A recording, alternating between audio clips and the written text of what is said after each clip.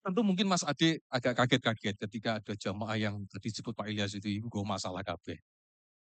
Tapi semasalah-masalah apapun ketika hadir di sini pasti membawa cinta. Ngono lho. Nek ora cinta ora teko rene budial, dibual nganggur ya. Apa kok teko rene, Mbak? Itu kalau tidak didasari atas cinta, orang mungkin. Aku dhewe ya ngono, lah apa tekon kene yo, bayaran yo ora.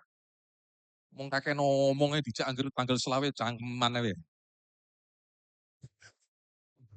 Lah apa ngono lho. Tapi kan karena atas dasar cinta, cinta itu bisa meliputi segala sesuatu. Dan Allah itu membuktikan itu semua. Menciptakan segala sesuatu atas dasar cinta. Mungkin seorang fisika atau metafisika melihat bahwa kelihatannya itu situasi atau peristiwa ciptaan Allah itu sebagaimana Allah itu koyok-koyok menciptakan chaos. Ya kan? Chaos.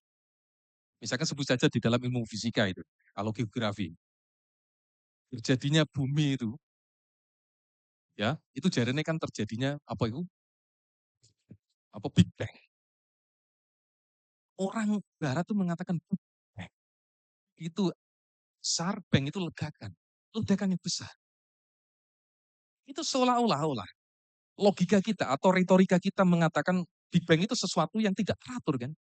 Namanya ledakan itu dampaknya pasti tidak beraturan kan. Koyok-koyok kan begitu. Tapi ternyata Allah mengatakan lain. Bukan.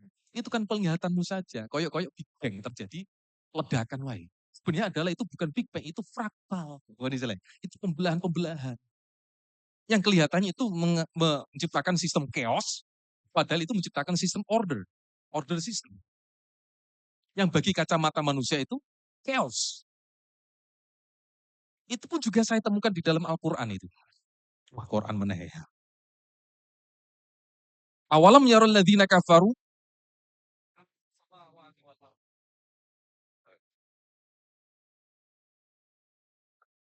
amnas samawati wal ardo kanata rotkon.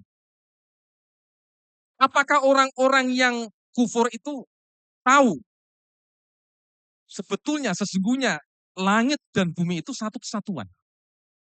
Rotkon. Jadi rotkun. Kemudian fafatakunahuma. Maka kemudian aku lah atau aku totalisasi semuanya itu. Jadi ada sistem rotkun, ada sistem fatkun. Ada sistem kesatuan dan kemudian ada sistem pembelahan. Ternyata di ilmu biologi pun juga demikian. Ilmu fisika pun juga demikian. Tampaknya pendekatan bahasa seperti ini itu yang mungkin coro aku itu lebih pas. Tidak bang, tapi frontal. Contoh misalnya, sampai duit benih. Benih itu ya cara bahasa Arab ya habun. Kedua, habun. Ono jenenge nawa. Allahu falikul habbi, innallaha falikul habbi wan nawa. Sesungguhnya Allah itu yang memfraktal benih dan biji-bijian. Hub nawa, wan nawa. Habun itu benih, nawa itu biji-bijian. Kita kok kepenak untuk bisa geret-geret itu nek habun ku dadi hubun mahabbah. Kok nek nawa iku kok iso niat. Kowe enak ya. Kalau nggo kulaan mubalek iki. Ngomong sejam iso dalile ku tok. Falikul habbi wan nawa. Ternyata kita membuktikan nih sesuatu di dokok nenggone lemah. Yang terjadi apa? Meledak atau dia memfraktal, membelah. Membelah kan, ngoyot, ngoyot, ngoyot terus kemudian menumbuh lagi, tumbuh lagi. Sebagaimana manusia pun juga sama. Pertemuan antara sperma ovum itu, kemudian jadi janin, jadi embrionya, jadi janin, itu kan juga sistem fraktalisasi. Coba nek bayang nek sistem meledak gitu, iya meledak. Ya mana meledak hasratnya meledak nih hasratnya. Nafsunya meledak-ledak. Nah itu yang terjadi. Yang pastinya kita harus betul-betul yakin kita hidup ini benar-benar membawa tindakannya Allah yang berupa personal itu. Tidak yang lain. Karena Allah sendiri mengatakan di awal tadi, aku itu senang yang dikenal kok. Maka ketika misalkan ketika Allah pun juga aktif begitu, kita juga aktif begitu. Coba kalau kita kaitkan dengan kebahasaan. Orang itu kalau aktif mencintai, itu pasti dampaknya pun juga dicintai. Tapi jangan berharap kita itu masih ben kepengen dicintai. Aktifkan diri kita itu untuk saling mencintai. Aktivasi. Software adalah mencintai. Dampaknya adalah mesti dicintai. Saya mencintaimu, kamu mencintaiku. Dampaknya apa? Aku dicintai olehmu, kamu dicintai olehku. Kan gitu kan? Aktivasi itu. Semua terjadi karena cinta. Proses cinta. Sebagaimana Pak Sarah tadi. Supaya apa? Litas kunu ilaiha. Litas kunu ilaiha. Supaya terjadi tranquilitas atau terjadi ketentraman, tentrem, ayem. Walaupun juga itu proses kan, proses terus menerus litas kunu ilaiha itu. Nah itu yang terjadi. Maka kita patut bersyukur malam hari ini kita belajar dari Mas Adit. Supaya apa? Membawa gairah semangat kehidupan kita itu menjadi gairah yang selalu punya motivasi tumbuh. Tumbuh terus menerus. Di Ma'iyah kita belajar bagaimana ruang-ruang Ma'iyah itu sebagai ruang tumbuh. Tidak hanya mau kepengen ruang yang ingin dikenal, enggak.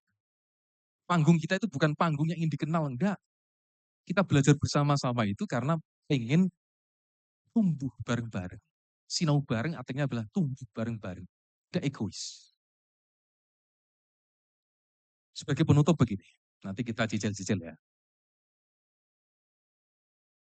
Mas Ade itu mencoba mengaplikasikan cintanya sebagai kepala pemadam kebakaran sekaligus penyelamat. Yang mungkin di sekeliling dinas pun juga ono wong sing iri ono. Nggih Mas.